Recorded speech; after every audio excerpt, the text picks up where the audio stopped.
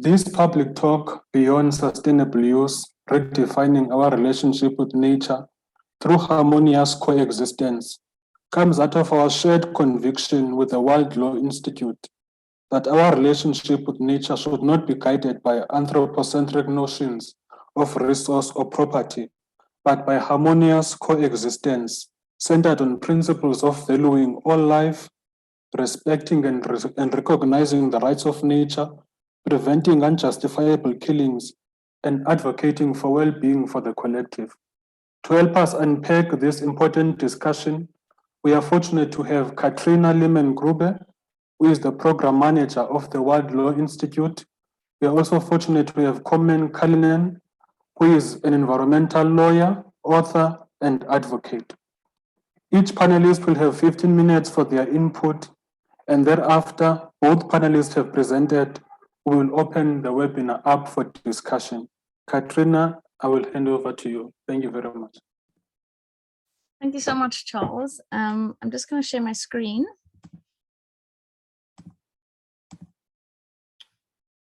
I see there's a comment about sound quality. Charles, can you hear me?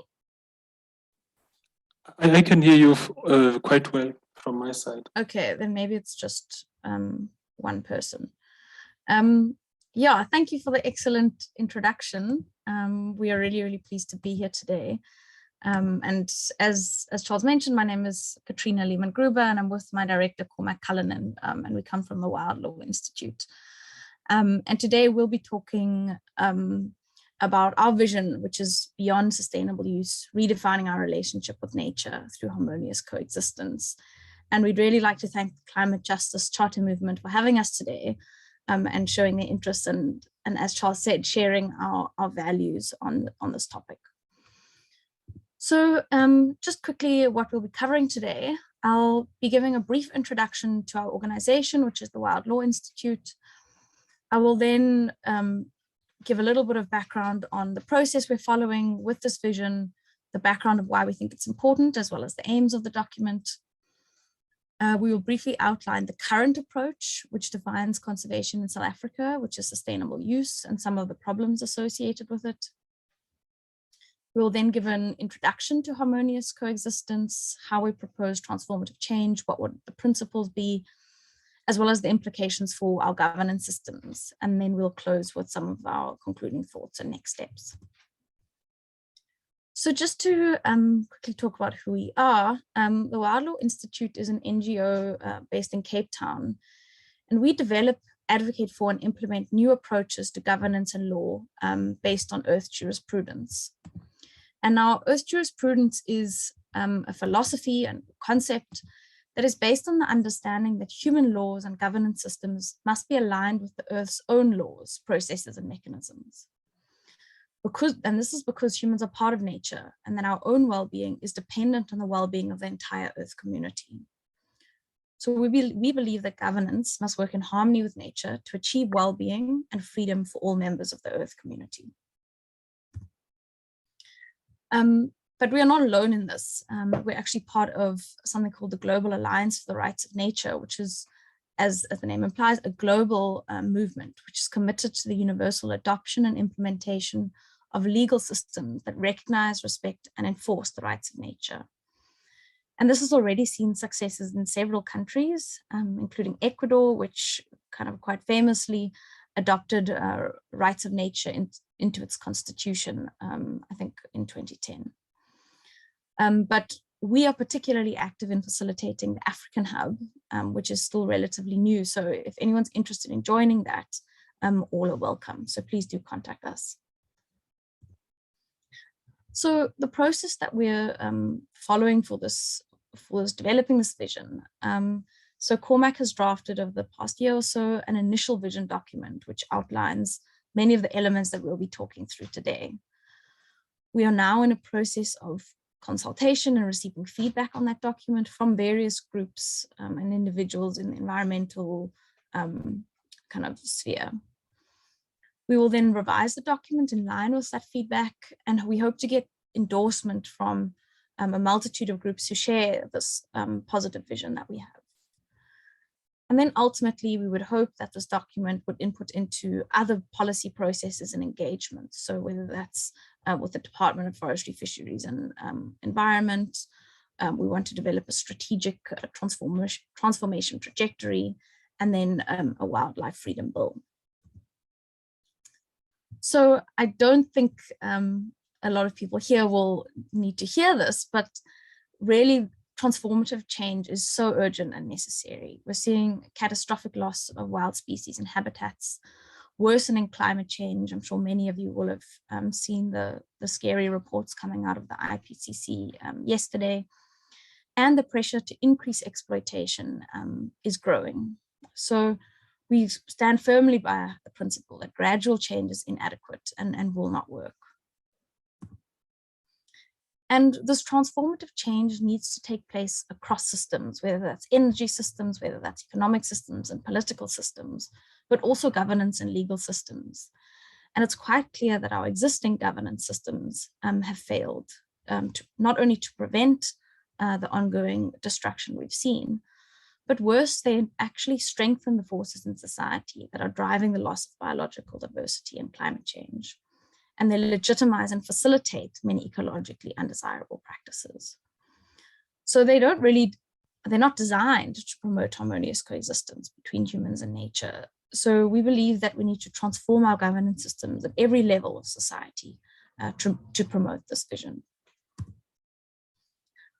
Not only is transformative change necessary, but there are also windows of opportunity. So globally, we're seeing increasing acknowledgement of the need for transformative change. This is also something that came out really strongly in the IPCC report yesterday. COVID has also highlighted the importance of nature and the problems associated with its exploitation. And locally, we're also seeing space open up. So last year, the DFFE announced a new white paper on conservation and wildlife. And we are seeing some shifts in the department's approach towards stewardship, and other more progressive principles. So ultimately, the aims of our document are as follows. We hope to articulate a positive vision for living within nature and an overarching purpose for conservation to replace the use paradigm. We aim to define a few key elements of a governance system which would implement this new vision and help reverse decline in wild species. And lastly, we hope to initiate a process to define a shared vision and enable like-minded organizations to develop a transformative strategy. I will now hand over to Cormac. Thank you.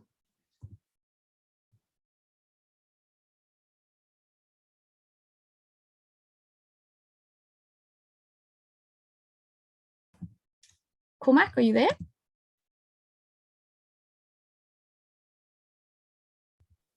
Sorry, I was on mute. Thank you. I say, hello, everybody. I know it's a little bit distracting when we've been spammed every few seconds by somebody trying to sell an app, but hopefully you'll be able to avoid looking at the chat. So as Katrina has outlined, part of the difficulty is that the existing governance system is part of the problem. So you've heard many times, I'm sure, the calls for system change, not climate change. And of course, legal systems and governance systems are absolutely central to societal systems. They define how decisions are made and who exercises power, etc. So if we want to make transformative change, we inevitably have to look at the governance systems which play a major part in determining how people behave, because of course it's people's behavior, it's human behavior that is causing the problems.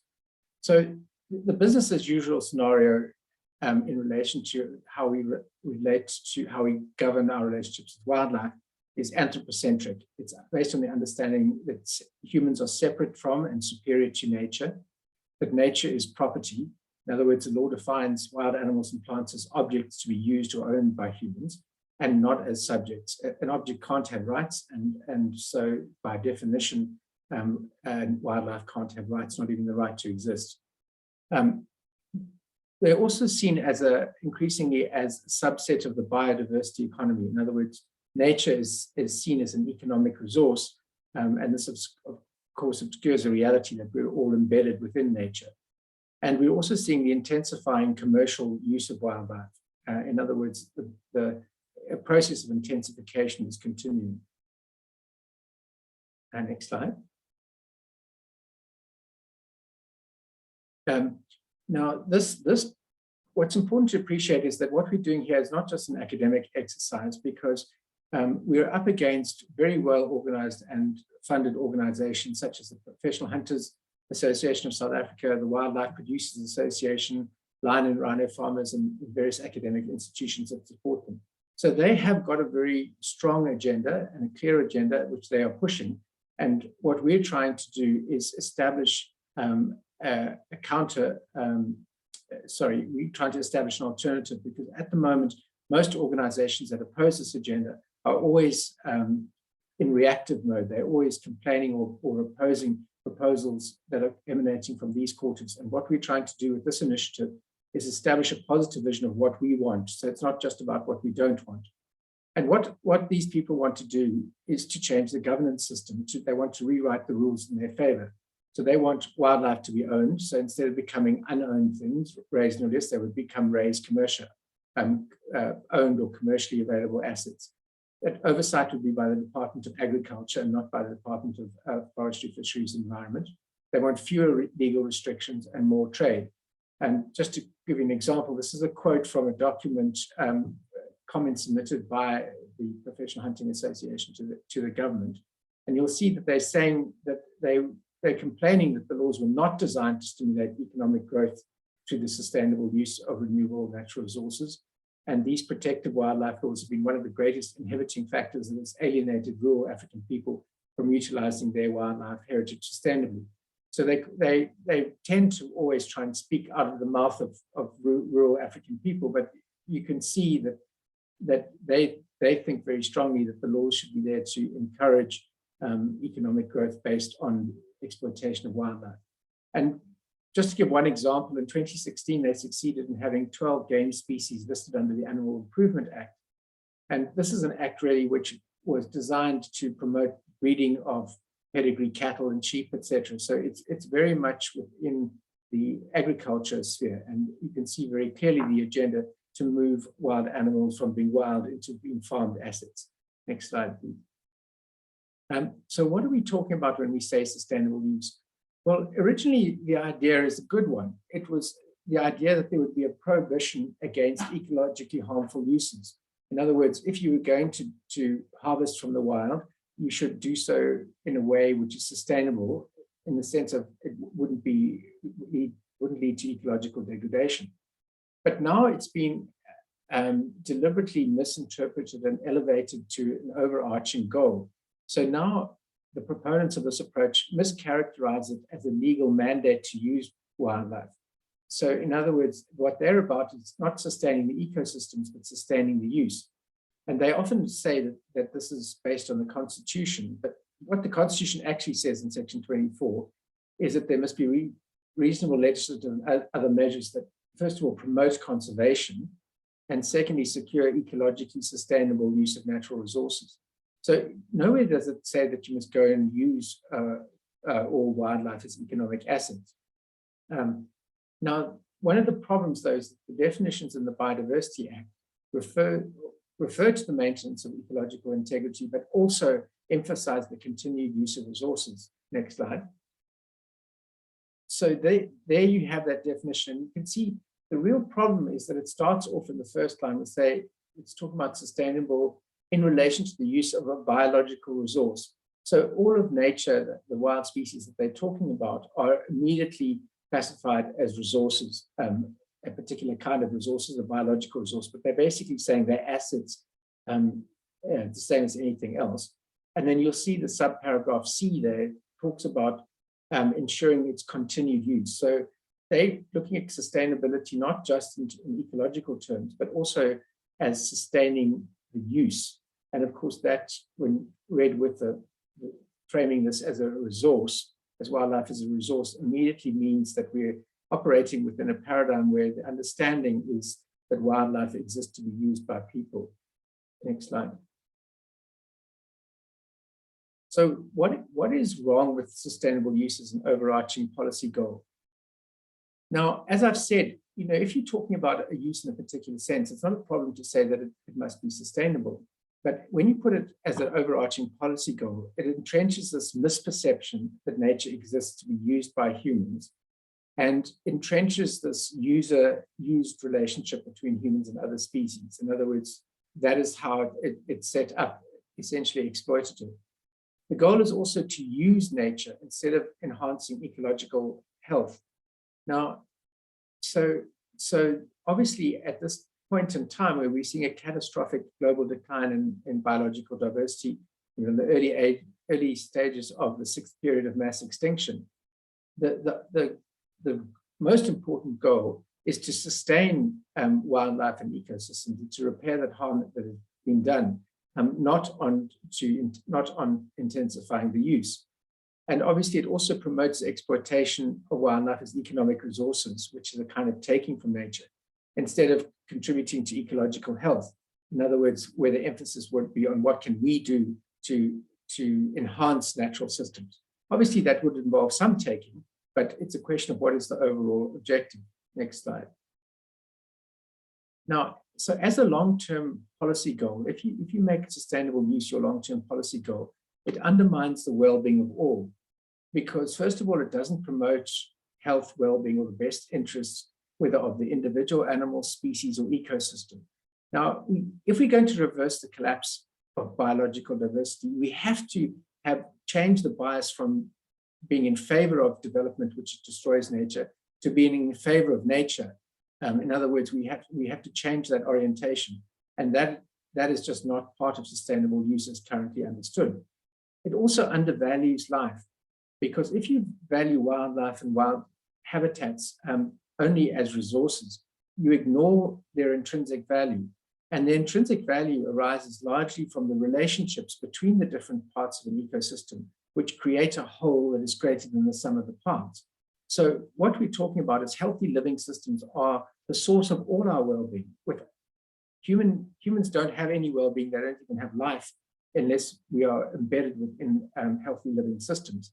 And to just value those as a pile of resources is missing the point that the intrinsic value is based in the interrelationships which create the whole system from which our well-being is derived. Next slide. So then this raises the question, of course, what do we mean by harmonious coexistence? Well, first of all, and I think the most important point is it's based on recognizing the reality that we are part of nature, which is the source of our well-being. So the point that we're making here is that we're talking ecology, not ideology. We are a part of nature. That is just simply a fact. We can pretend that we're separate from it and superior to it, but we're just deluding ourselves. Secondly, it's about, in order to maintain and restore ecological integrity and functioning, we will need to respect the rights and the freedoms of the other individuals and species to fill their ecological roles. So it's kind of live and let live. Other species, whether they be trees or rhinos, know what they've got to do, know how to perform their functions in an ecosystem. And the mere fact that our long evolutionary history has produced them and that they are currently in existence indicates that they have got a viable role, an important role to play in the whole. So the most important thing is for us to respect the rights of our other beings with which we've co-evolved to play their roles. And what that means is there has to be a paradigm shift in understanding the role of the humans. So instead of being the managers of the planet and the owners and colonizers of nature, we have to become cohabitants, guardians, and neighbors. We have to become good citizens, as it were, in the community of life. And harmonious coexistence isn't a particular end point that you achieve, but it's a continuous process of considering how our actions might affect other beings and choosing actions that benefit rather than harm nature or the community of life. So this is not unlike living in a human community. You have to think about how your actions might impact on others and try and live considerately and in ways which benefit the whole community and not just yourself. Next slide. So what we've tried to do is suggest some principles which might help people understand what implementing this would involve. In other words, if society were to make decisions aimed at achieving harmonious coexistence rather than sustainable use, what are the kind of principles that would need to guide those decisions? And I'll take you through them very quickly, or we can discuss them more later. And these are really just suggestions for further discussion. Well, first of all, there should be a duty to strive for harmonious coexistence. If we're not going to aim at that and try to achieve that, we're not going to make much progress. Secondly, we must sustain life. So decision-making must prioritize achieving a net gain for life. And by life, I'm meaning life in all its different forms and the ecosystems that sustain life, and not economic development. It's not about saying that there can't be economic development. It's just that when faced with a choice, we must prioritize achieving net gains for life rather than net gains for the economy, if there's a trade-off between the two. Thirdly, we have to protect life at every level. So that means considering, the holistic consideration of the individual, the group, the population, the species, as well as the ecological communities or landscapes they form part of, because each is nested within the other. So, for example, this might involve looking at the well-being or welfare of an individual animal, but it might also look at the restoration of habitats or migration routes at a species or population level. Next slide, please.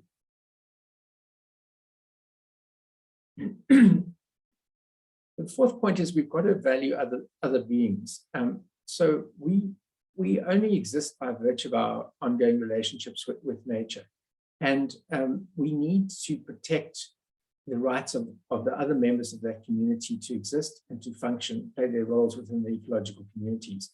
And as I mentioned earlier, these systems, the intrinsic value in these systems far exceeds their value as commodities, which means that because when you define them as commodities, you inevitably undervalue them. We also must respect the rights of other beings to coexist with humans. We can't simply do what we've always done in the past and kill all other species that we come into conflict with. We have to find a means of coexisting. We have to protect the freedom to be wild. I think this is particularly important because part of really seeing and recognizing our fellow earthlings is to recognize that all of them have their own volition. They have their own will and want to live as they choose. And it's very important to recognize and protect their right to be wild. And in other words, to have the space to exercise that will. Because if we're going to farm them all and put them into cages and determine who they're going to breed with, etc., those relationships and that freedom of expression is going to be diminished. Next slide, please. We need to act in the best interests of animals in our care and custody. In other words, if you're going to assume a degree of control over an animal, like a companion animal, then you have to assume a corresponding degree of responsibility. Importantly, we must prevent unjustifiable killings and other harm.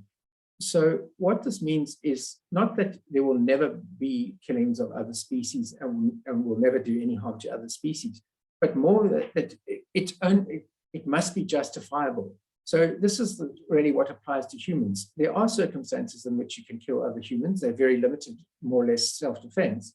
But the starting point is you can't go around killing people or harming people, and it's only justified in certain circumstances. So obviously there will be a discussion about what constitutes justification or adequate justification, but the principle must be that it can't be unjustified. And any restrictions on the rights of wildlife must be justifiable and proportional in relation to the objective. So this is the approach we take with human rights. The Constitution says you can limit human rights, but only if you've got a good reason and if it's proportional to attaining the objective. And we've seen that, for example, in relation to the COVID pandemic. We must also prioritize the collective interests of the whole community.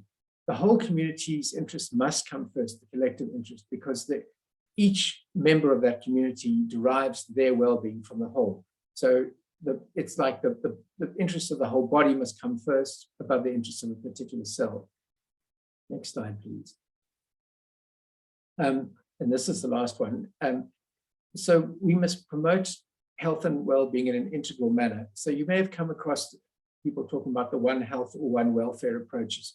They essentially mean that you can't protect human health without also looking at ecological health. So that's, as we've seen with the pandemic, when you're getting zoonotic diseases jumping the species barrier.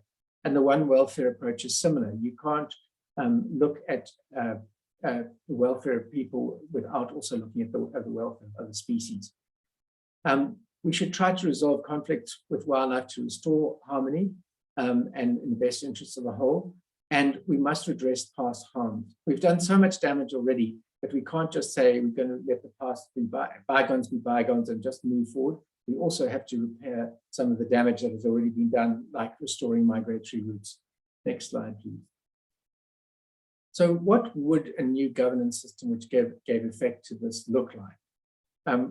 We haven't got time to go into all the details, but essentially these are some of the points that one would expect to see. Stronger protection for animal welfare or well-being, recognition of the rights of nature, that for example, species have got the right to exist and to live freely in wild systems. And most importantly, the corresponding human duties to not infringe the rights of other beings. And then we'll need legal, administrative, and financial means to promote large-scale ecosystem restoration and to enable communities to act as effective custodians of wildlife and habitats. We also need to incorporate indigenous African perspectives on human-nature relations. So if you look at African customary law and African philosophies, they are very clearly based on the understanding that humans exist and in fact are, in a way, we constitute ourselves through our interrelationships with other beings, obviously with other people, but also far wider than that. So this idea that humans exist in relation to others, human and other than human, is very central to African philosophy, and that is exactly the approach that we are advocating here. And we think that if it's to have real traction on this continent, it needs to be connected with these traditional understandings. We also need to work on the development of economic opportunities based on non-consumptive relationships with wildlife. We need to find ways in which people can make livings without just killing the remaining wildlife that we have. Next slide, please. So as far as the strategies for moving forward are concerned, the first step is to have feedback, consultation, and discussion and collaboration around formulating a common vision. So the idea with this discussion is to try and formulate, if you like, a song sheet that everybody would agree on as a basis for creating a united front. And that would also inform inputs into other processes. For example, the Department of Forestry, Fisheries and Environment has got a policy process which is happening at the moment, which started around lions, leopards, elephants and rhinos, and which was likely to result in a white paper coming out soon. We also, once we've got broad agreement on the vision we want, we would work on a strategy, which we've been calling a transformation trajectory. In other words, that would be how do you get from where we are now, the business as usual, to a situation where this approach is applied. And that might involve, for example, the drafting of a wildlife freedom bill, which would set out the rights and freedoms of wildlife. Next slide. So in conclusion, we think that the current legal and governance systems are wholly inadequate to halt and reverse the catastrophic loss of wild species and climate change. And what's important to realize here is that the sixth period of mass extinction that we're in, the last time this happened was 65 million years ago, when an asteroid hit the Earth and wiped out most life, including the dinosaurs. So our species has never seen this kind of this situation, and it's in certain senses it's more threatening than climate change, although the two are obviously very closely related.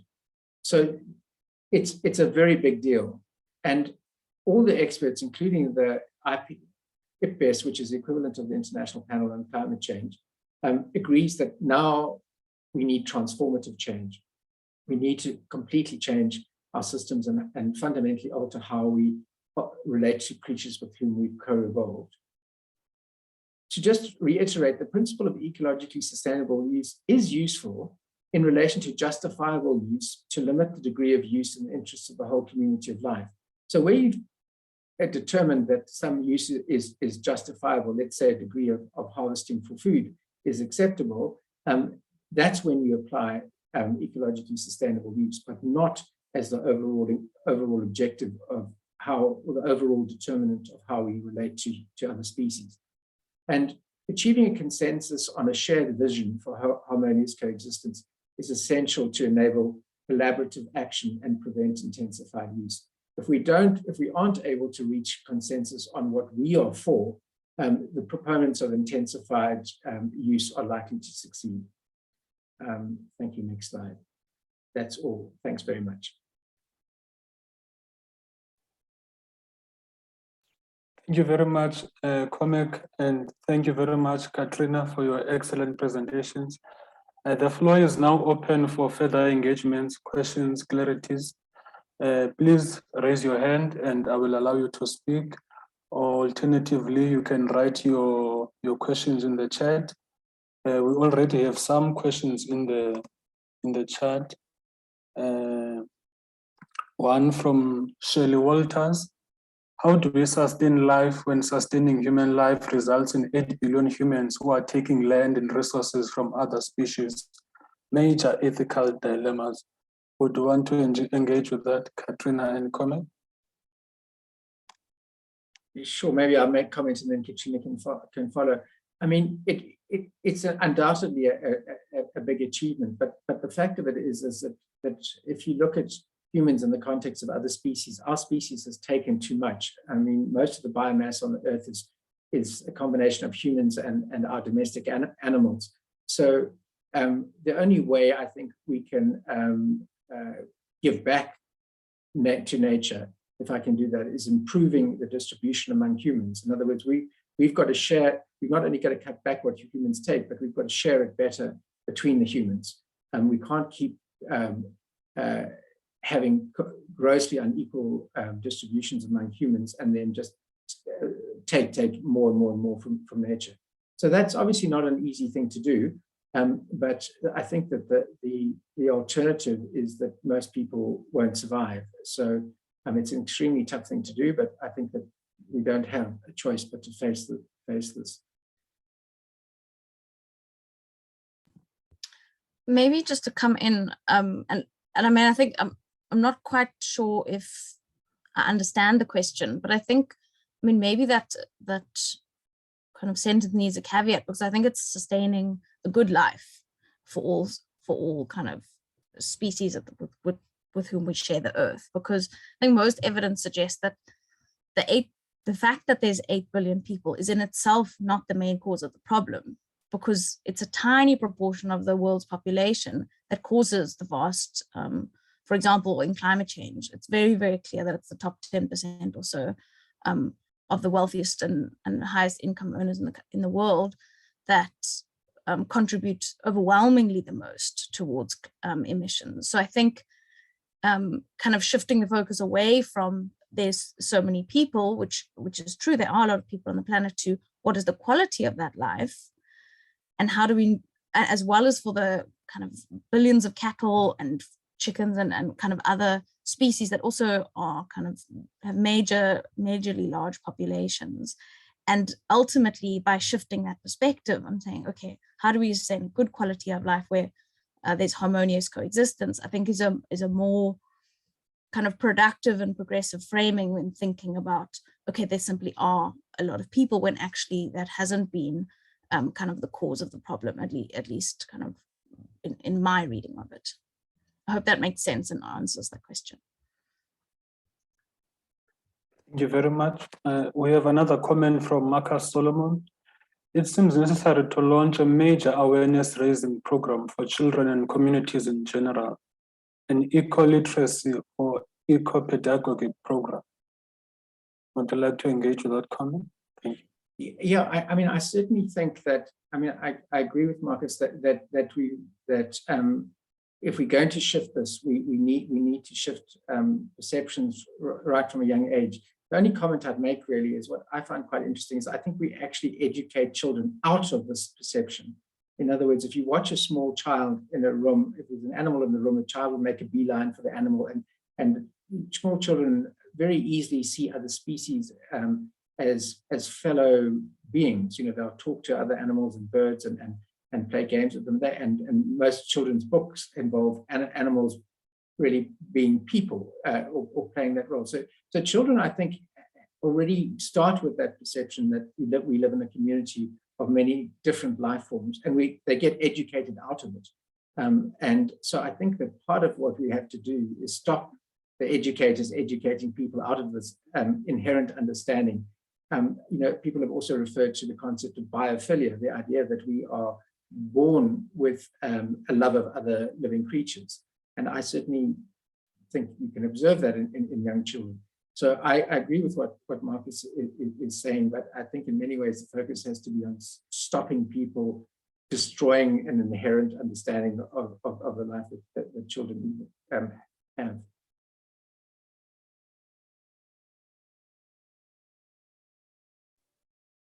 Thank you very much, Marcus. We have another question from Vishwa Sadka. Should we move beyond private game farms and parks? How does the ocean fit into this perspective? Maybe I'll go first. I mean, I think that's maybe kind of a longer conversation about private game farms, but maybe a more important question is, what does it mean for kind of thinking about property and land ownership, and what does it mean to be an owner of land kind of in the first place, and what does that mean? But also about what does private incentive look like on land, and what are the impacts of that, and the impacts on kind of communities of life, whether that be people. There's kind of quite a lot of evidence that private game reserves have been involved in horrible dispossessions of people. But also, what is the relationship between private game owners and kind of communities of other kinds of life? And what does it mean when we close off into small confines of private property animals that are supposed to move and should be allowed to be free across the South African or Southern African landscape? So I think it raises, I wouldn't give a definitive answer, but I think if we reframe our thinking, it raises important questions of how would we in general approach land ownership and where humans occupy land, how do they engage with kind of the wildlife on those in those areas. And just in terms of the oceans, I think from my understanding, there hasn't been a lot of development of kind of the rights of nature approach in the oceans quite yet, but I recently saw something titled the Declaration for Marine Rights, which is about what would rights of nature look like in the marine environment. So I'd be happy to share that, but maybe Cormac has some more thoughts or experience on that. No, I agree with what Katrina has said. Other than the only other observation I'd make is that most wild species are not in protected areas. So we clearly have to have a solution which addresses how we relate to other species, wildlife in this case, wherever they are. We can't just rely on the traditional approaches of declaring protected areas, whether they be private or public, and having lists of threatened or protected species.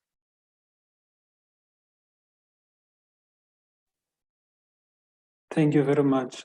Daniel Boston says, thank you for the rich presentations.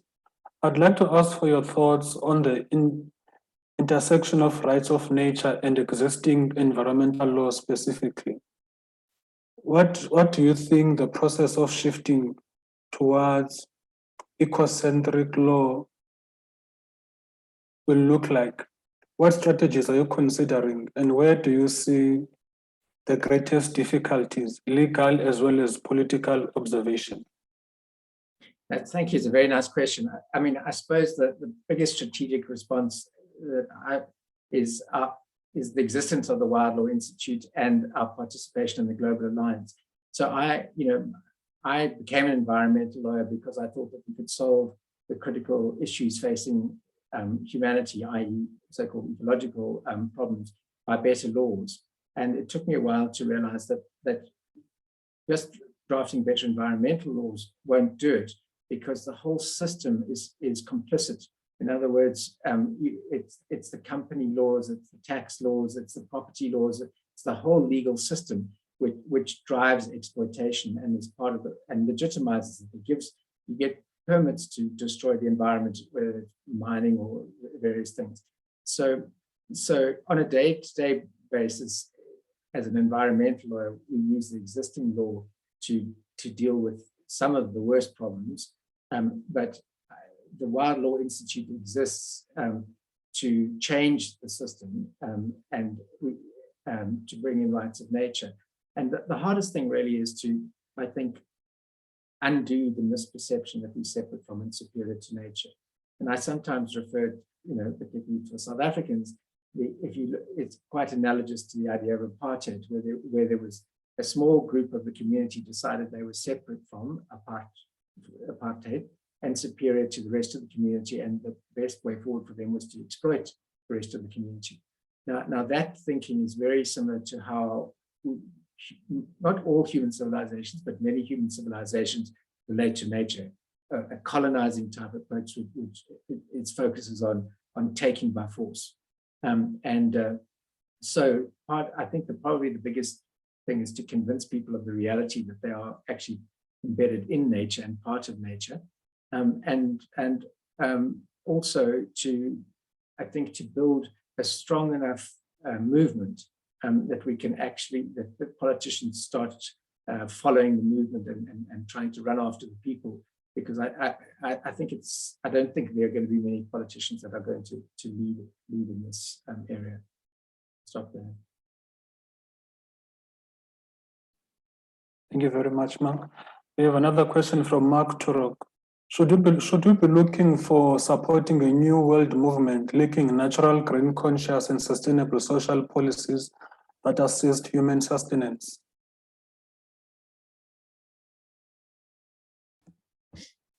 I'm not quite sure I fully understand, but I think there are, there's so many movements across the globe that are really trying to put forward positive visions for better relationships with how we engage with nature.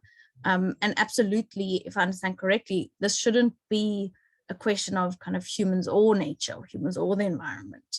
And one of the key bedrock of what we're advocating for here is that human well-being, so kind of human sustenance, human thriving, human well-being requires that we look after the well-being of our environments. So absolutely, the kind of seeing these two things as being linked, whether we call it green consciousness, must be linked with sustainable social policies, because otherwise they don't work, quite simply.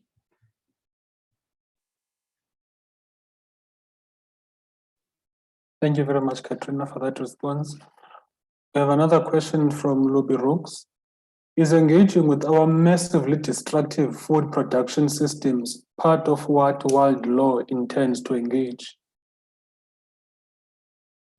So this particular project around harmonious coexistence has been framed very much within the wildlife sector because of, in a way, in response to the push for sustainable use in the wildlife sector. So the document that we produced doesn't address the food production systems, but certainly in terms of what the Wild Law Institute's wider work is, it would fall within that, because rights of nature would include the rights of all species, whether domesticated or not. So we haven't at the moment got a particular program addressing the food production system, but it certainly falls within the ambit of the work that we would do, and I would anticipate that at some stage we would be addressing that.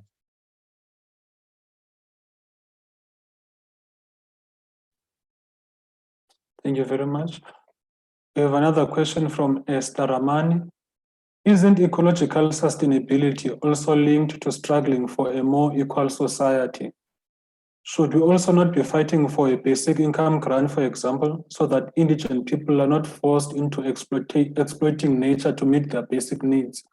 Also, how would one deal with mining, which is a major area of natural exploitation?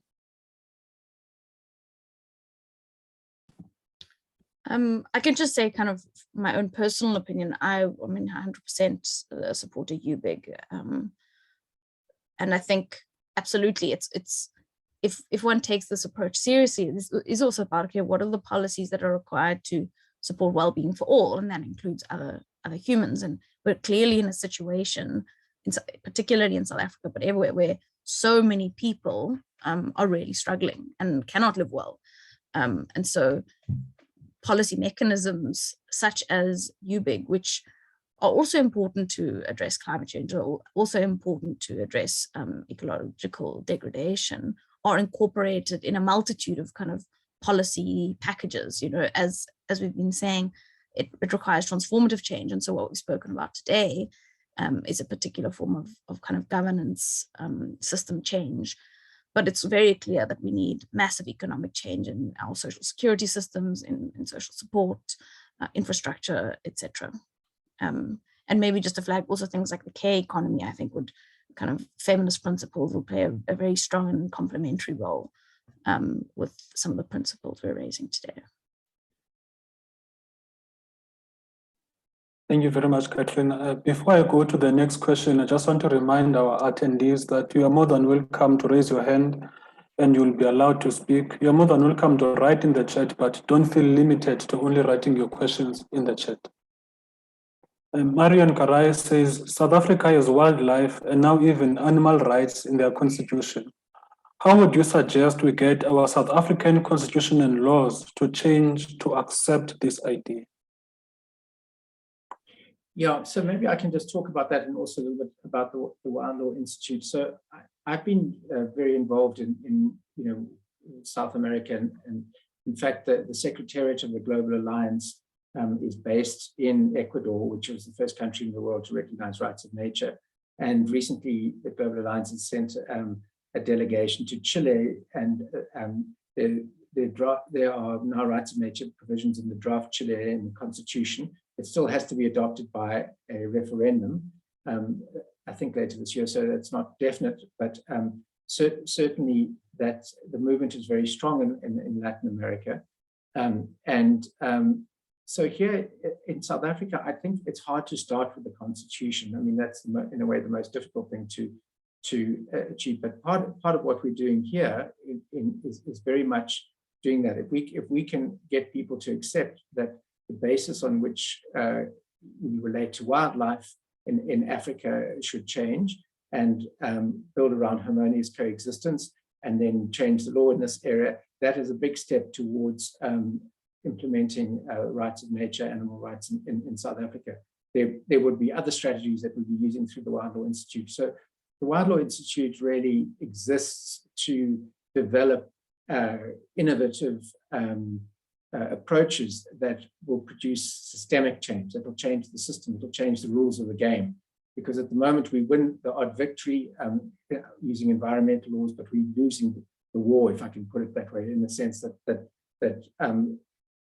the loss of biodiversity, climate change, etc., continues to get worse. I saw there's a comment about whether India has recognized dolphins as a human species. I haven't seen that. I mean, it's possible. But I think what we're just calling for the fact that the recognition of the fact that other species are not objects. If you've got to, know that, but the law pretends that they are. And we need, if we're going to survive as a member of this community of life, we have to recognize and respect the other members of the community, which we coexist with. I mean, it's kind of as simple as that. Thank you very much, Cormac.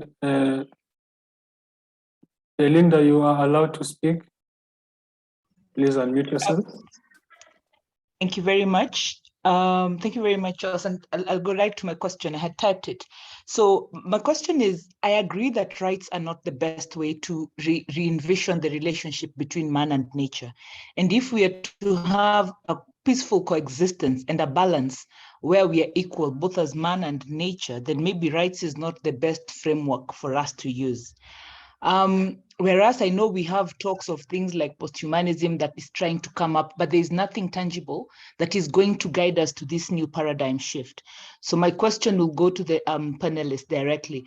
What will be your what will be your perception of how this new relationship will be? Because we need a fabric to be able to relate. And to be honest, rights is created by man, it is manned by man. So even if we give nature rights, we're just using language of human beings to be able to give importance to nature and give it value. So if rights is, and I want to think rights are inadequate to value nature intrinsically for what they are, and not instrumentally for what they can give us.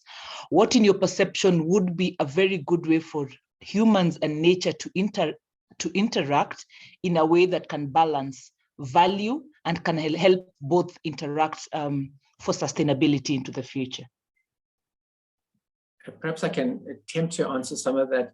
Look, I think different societies have found different ways of ensuring that people behave respectfully to other species.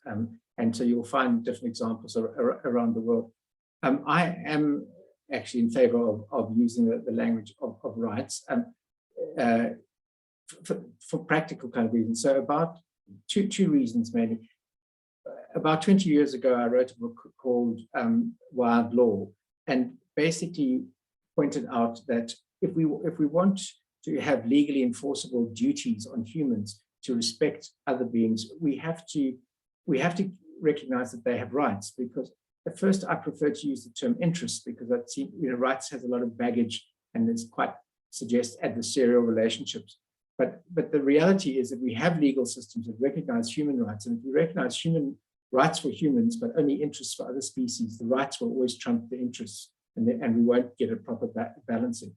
But having said that, the other point which is important is if one looks at history, the great social movements that have been successful have been rights-based movements. They've been movements that are focused on expanding the class of rights holders and the rights that those people hold, whether it's the abolitionists getting rid of slavery, the people working against segregation, in the civil rights movement in America, the anti-apartheid movement here, the suffragists, women's rights. All of these movements have been about fighting for rights. And so there's a kind of practical reason to think that focusing this around rights is more likely to be successful. And indeed, you can see with the climate change movement, people are more and more expressing resistance to climate change in terms of as impacts on human rights. So although rights is not the ideal language, I do agree with you about that. I think it's important to use the term if we're going to engage with our existing systems of governance and be able to use the power of the state, the courts, etc., to protect nature more effectively. Maybe if I can just add a small point. I think also when we think of rights, we don't think of them as the end goal. Kind of getting rights declared is not the end goal, but it is a potentially incredibly powerful tool. So if we start with recognizing the rights that we see as inherent in humans and in other species and other ecosystems, etc., then it can provide a platform on which to then develop more harmonious coexistence, to fight ecologically degrading practices. So I think it's important that we don't see kind of the rights themselves as the end goal, but ultimately, for example, a vision of harmonious coexistence, where we recognize that and that human behavior changes, human production systems change, and ultimately our actions are changing. And so rights, as I mentioned, are an important tool in that fight, and one that is particularly useful given the way our governance and legal systems are structured.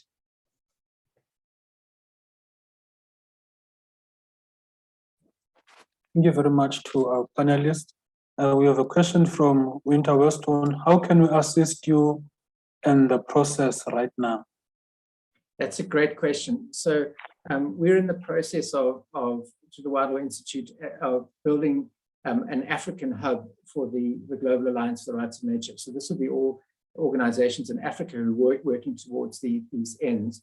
And we've got a steering committee in the process of setting it up. So if you're interested in being part of that and this ongoing movement, email Katrina and she can give you further details on how to get involved.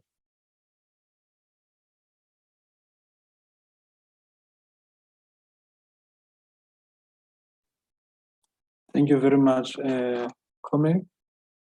Steve Collins, right? Thank you for this and good luck with the struggle to change the system. Africa's best resources, its natural ecosystems, which are under threat from overexploitation and climate change. Empowering people with the rights to coexist with nature. I agree, a better life for all, including nature, is the aim. But unfortunately, has to live. Well done. I will watch this space. Change is possible. If not now, then when? Julia Duplessis says, I love what was said about how children are taught out of imagining a harmonious existence with nature. I'm teaching a sustainable business practice module to branding students at a college, and by this time is suited by a consumerist mindset. They cannot perceive,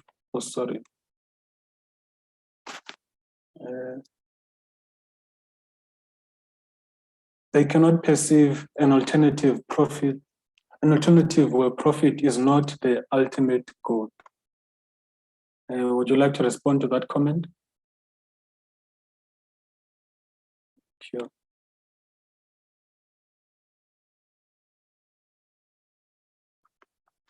Annabelle says, thank you very much for organizing this webinar. It was good to be here.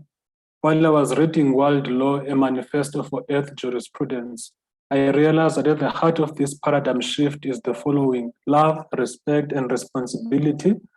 Thank you for the possibility to read this extraordinary book. You are a true hero. And then Marion says, please, can you send us all info how we can participate? Thanks, Charles. Just to maybe mention, I've popped my email address into the chat so people can contact me if they're interested in finding out more. But I've also popped the link to the website of the Global Alliance for the Rights of Nature, where people can find out about the global movement. And I'll also put in the Wild Law Institute's link as well. Thank you very much for that, Katrina. Are there any other questions from our attendees? Please feel free to raise your hand or to type in the chat. Belinda, I'm not sure if that is an old hand or a new one.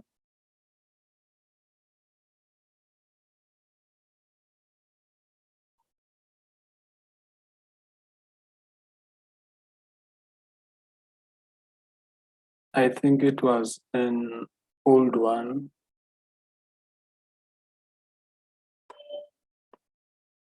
Any other questions and engagements from our attendees? Feel free to type in the chat or to kindly raise your hand and we'll allow you to talk.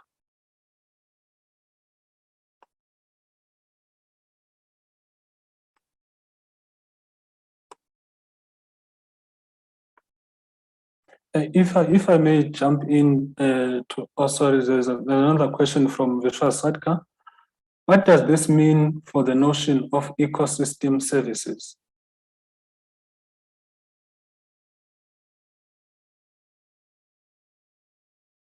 It's a good question.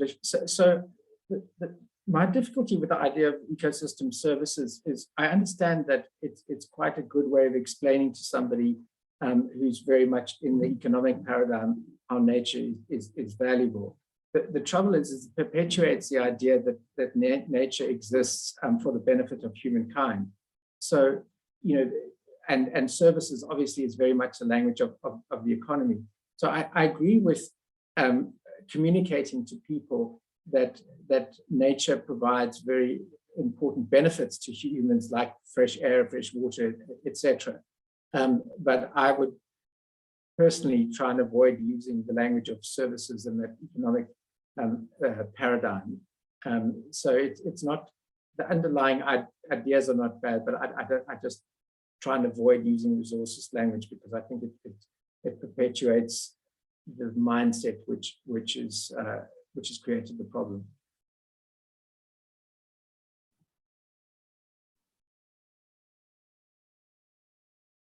Thank you very much. Katrina, did you want to come in? It's not an essential point, but similar to what Cormac is saying, but I think, again, services implies quite a kind of a one-directional relationship. And actually, kind of those services of clean air, fresh water, they are not only for humans, but they for a whole lot of other species as well. Kind of most species require clean air. So it's not as if it's being done for us, but also that we are part of a relationship that is not only, you know, you wouldn't think of kind of the grass providing a service to the kudu, that the language doesn't make sense. And so I think that's where that kind of disconnect comes in. Thank you very much, Katrina. My question relates to the discourse around protecting 30% of the earth, this push to protect 30% of the earth by 2020, this growing call. What are your thoughts on it? Yeah, there are various, it's a good question. So there are various ones. There's also 50% for nature or something, nature needs half, sorry. And there are various other things like that. So, I mean, I can understand the desire to have a sort of target which you can measure progress against, and which fits into our way of thinking of setting targets and measuring, you know, almost like a business management thing. So I have some sympathies like that.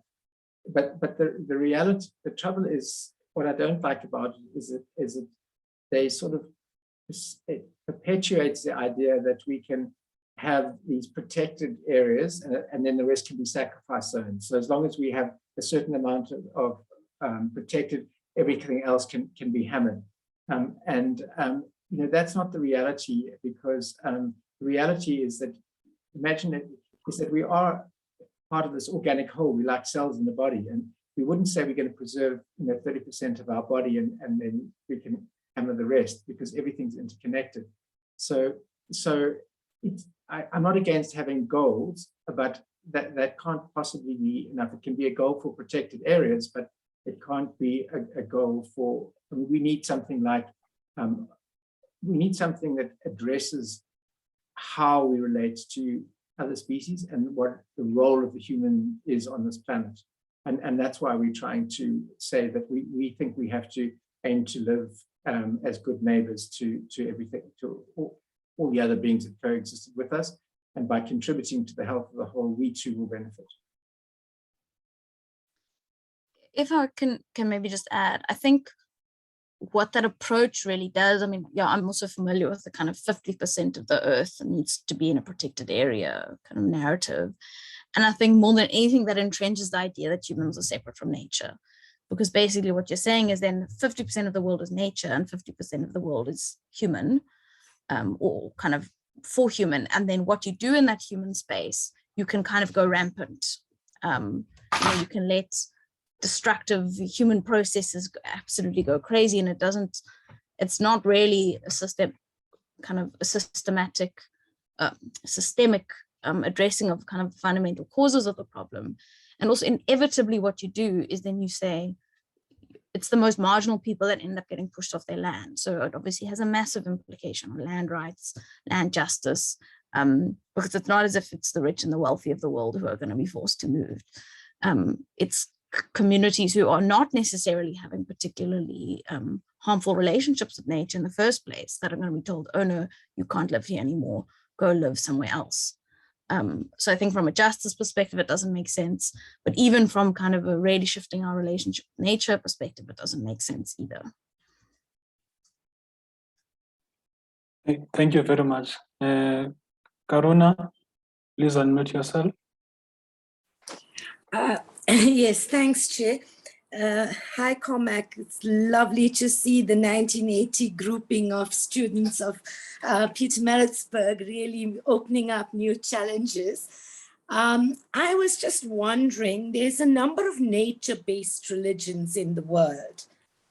And, you know, they all talk of some very interesting coexistences and protecting the environment, protecting nature, and they have a lot of values that they produce. And have you actually looked at some of that to actually get the pedagogy going on you know, nature-based living, basically?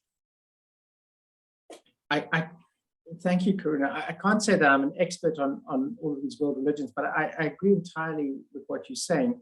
I think that religions are, and religious beliefs or ethics are very much part of how people regulate their behavior. And so I think they're very, very important. And in many places, what a religious organization says may be more powerful than what law says. And in South Africa, the Southern African Faith Communities Environmental Initiative, SAFC, which is an umbrella organization with almost every faith that I know of under all the major religions, and many other religions are also part of it. I think is a wonderful initiative, because if you go, although some religions like Jainism, for example, are very, very strong on not harming other species, all of the major religions, most religions that I've come across, they do have this recognition that we need to protect and respect other species, other creatures. And so I do very much agree that we need to work with organizations, spiritual organizations that essentially make the same kind of arguments that we do. And as you say, some of these have been developed over thousands of years. And I think the reason for that is that the question of coexisting with other species and as part of this planet is a problem which every human being has faced since the dawn of time. Its cultures have solved it in different ways, and the civilizations that are currently dominant in the world are particularly bad at that. And so it means that we should be looking at those cultures and those wisdom traditions which are better at it, and learning from them. And somebody in the chat has also talked about the Amadiba communities on the Wild Coast. And so I represented those communities for about 10 years and know them well. And one of them, Nontle Mbutume, is a director of the Wild Law Institute. So I certainly agree with what we're saying there, what was said there. I mean, Nontle, she's most famous for being shall we say, a political activist now, but she was brought up by her grandfather, who taught her about the deep traditional relationships with land. And she tells stories about how, she would sit with her grandfather under a tree, and he would say, look at the tree. The tree looks after us and gives us shade, and we must respect and reciprocate. So I absolutely agree that these deep understandings are already present in Africa and in many communities, and they have been perhaps suppressed by the dominant systems. But we need to go back to these roots and resurrect them, and learn from both African and other wisdom traditions, if we're going to have a viable future. Because the fact of it is that it's quite clear that the dominant civilizations are extremely bad at coexisting harmoniously with the other beings with which we co-evolve.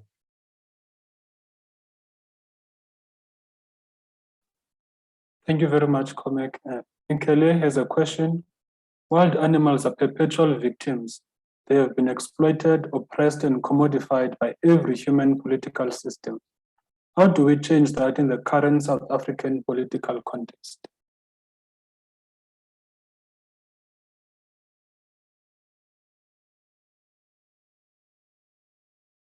I think that's kind of what we're trying to do with this initiative, but certainly, one could do it by enacting a wildlife freedom bill, for example, which in the same way as there was legislation to emancipate and free slaves. Slaves were people who were defined as objects without rights. And then there was legislation that said, no, that they are in fact people, and they're humans, and they have rights. One can also do that with wildlife or other species quite easily. We could easily pass that legislation. And of course, the real reason is that a kudu doesn't care if it's got rights, but it's the purpose of recognizing a kudu has rights, for example, to exist and be free, is really to impose the corresponding duties on humans to respect those rights. So I think you're also talking about the current South African political context. And, yes, obviously, because of the problems in this country, there's a lot of focus on human beings and the poverty, etc., in human society. And that's very, very true, of course. Our argument, I suppose, is that you'll never fix those problems by just taking more and more from nature. Only by restoring ecosystems, restoring the health of the living systems that support all life, will we be able to guarantee human rights in the long term. And there's also a question I see about the relationship between poverty alleviation and the rights of nature. And I think what we're trying to say here is that this kind of approach isn't about fixing every single problem on the planet. It's just saying that there's a terrible injustice based on a misperception that we see. There's a terrible injustice to other species based on a misperception that we're separate and superior to nature. And we as humans, or as humans from consumerist societies, have to address that. But if we are going to have a future on this planet, and as people have discussed earlier, there are issues about redistribution, etc., which need to happen in society, which would reduce, which help safeguard nature. But obviously, the thrust of what we're doing is focusing on recognizing what is currently unrecognized, which is that everything else on this planet, other than human corporations, are not objects; they're subjects. Maybe just to add to that last question by Daniel, I mean, I think it is something that kind of, as people in the environmental space, always, and conservation, always need to be aware of, because there's a very long history of particularly kind of colonists using environmental arguments to perpetuate extreme injustices against people. So I think, you know, we can't be blind to the political nature of what we're talking about and what rights of nature means. But I think what's been great to see in the rights of nature movement is that, in fact, rather than being used kind of in opposition to kind of livelihoods or poverty alleviation, etc., almost always it is used as a means of protecting indigenous land rights, or protecting water sources, or you know, so the relationship so far, and from my experience, has been a complementary one, with livelihood protection, with ensuring access to clean air, with ensuring access to clean water. So I think there's what we're talking about here are rights of nature, which are not recognized, for example, in the South African Constitution, but things like a right to a healthy environment are. And there are, of course, very, very important relationships between those. And yeah, so just to reiterate, we absolutely must acknowledge the political nature and be wary of it being used as a means to perpetuate environmental injustice, in fact.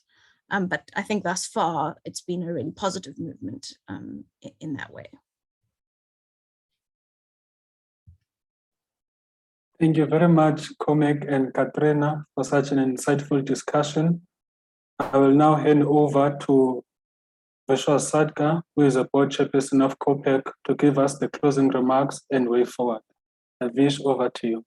Yeah, thanks, Charles. I'm not going to switch on my video because my internet is really unstable, but just a few quick comments. I think climate justice forces, at least for the past 2 decades, have been working with this idea of the rights of nature. And I was really privileged to watch a rights of nature tribunal in Peru, largely led by indigenous peoples' movements.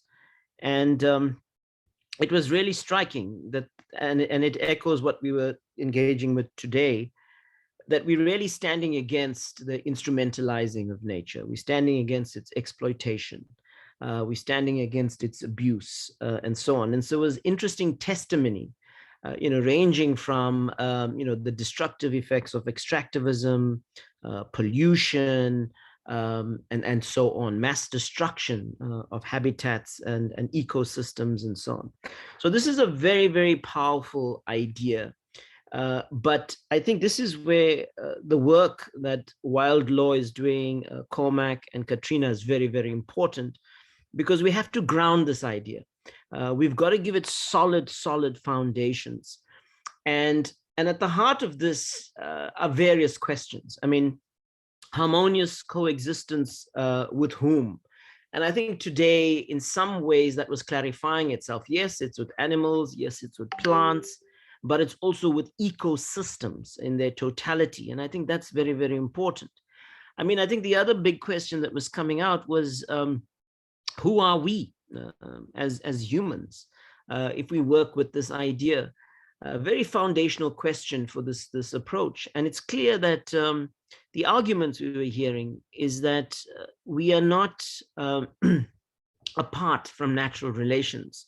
We are actually ecological beings or socio-ecological beings, if you like. So our societies, our individual relations are entangled with natural relations. And I think this is a very, very important foundational basis for all of this. I think the other point that was coming through here is, there is a commons, there's a natural commons out there that has enabled life. These are life enabling systems. And there's been ethics developed over time, historical time, by indigenous communities, etc., around how to relate to this commons. But then again, underpinning this is a deeper sort of foundational set of issues. And I think, again, the work that Wild Law is doing and so on is helping us recognize that commoning perspectives can be strengthened with this kind of deeper thinking, which I think is really, really important. But I also just want to say that, this was a kickoff of a conversation for us. The Climate Justice Charter has a commitment to the rights of nature and natural climate solutions. And as I said, this came through climate justice forces that have championed this idea. And we want to elaborate this now into a policy. And we're going to be spending the next 2 months doing that. And so this panel today was the first installment to kind of really unpack these sets of ideas for us. We are going to be hosting a set of engagements over the next 2 months. Our next event, I think, is on April 13th, and we'll be hosting natural justice. They'll be speaking on various approaches to their work on the rights of nature and human rights in Africa, and we'll be sending out the media for that. On April 22nd, on World Earth Day, we'll be hosting a sort of morning of action against all war, including the war against nature. And in the afternoon, we'll be having a panel on the commons. And then early on in May, we'll be having a few other events. But the idea is to really kind of think this through. This upends, as we've heard, typical conservation approaches, technocratic managerialism towards nature, etc. This is taking us in a much more profound direction. And we really want to be able to kind of learn as much as possible from people like Cormac and Katrina and others, so that we can ground the policy we're developing for South Africa. And so even in that document, we will be talking about sort of the need to further green the South African Constitution. We'll be talking about legal interventions, etc. So again, we welcome all of you to shape that policy. It's a collective process. Please write us, send comments, send suggestions, send ideas, and ultimately we'd like you to embody as much of a collective input as possible. Maybe my final point to make is to Cormac and Katrina, is maybe the one step we shouldn't jump is maybe this TRC moment around nature, ending this war with nature. And I think our event on April 22nd is an attempt to provide that platform. But every year on Earth Day, we're going to be doing this. And maybe next year, this is it, the TRC, to end the war with nature. How did this war unfold? How do we bring it to an end? So once again, thank you to all of you for coming. Thank you, big thank you to Cormac and to Katrina and to the Wild Law Institute. Thank you to all the participants and for the great questions and comments. And we look forward to seeing you on April 13th when we have a platform with natural justice. We hope you'll also participate in actions on April 22nd, Earth Day, and join us in the assembly dealing with the ocean commons. Thank you, Charles, and the COPAC team as well. Thank you very much, Vish and Charles, for inviting us to participate. Thank you so much. It was great to be here. And yeah, please do reach out to us if you have any questions or comments or are interested in our work. Thank you. Bye-bye. Thank you very much, everyone. Bye. Bye-bye.